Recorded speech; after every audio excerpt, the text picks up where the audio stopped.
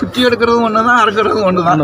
குத்துறப்ப அண்டியோட எடுத்துரும். அதான் அந்த அந்த அதில் போய் காயம் பட்டுச்சோன்னா அது படக்கூடாது. அதில் போய் காயம் பட்டுச்சோன்னா படக்கூடாது.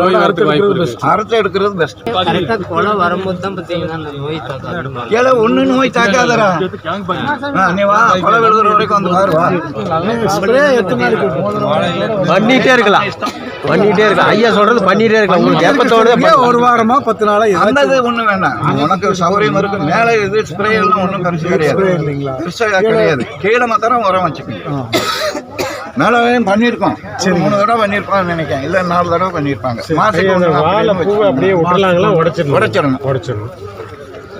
கீழே விட்ட பிறகு இந்த இப்போ ஒரு சந்தோஷமான விஷயத்தை நம்ம பேச ஒரு சொன்னதுக்கு அப்புறம் பூ எவ்வளவு வருதோ அவ்வளவும் காயாக்கணும். என்ன தொழில் அதுக்கு ஏதாவது ஒன்று பண்ணணும். நான் என்ன சொல்றேன்னா, அதுவும் பூ காய் வர்றதுக்கு தான் பூ வருது.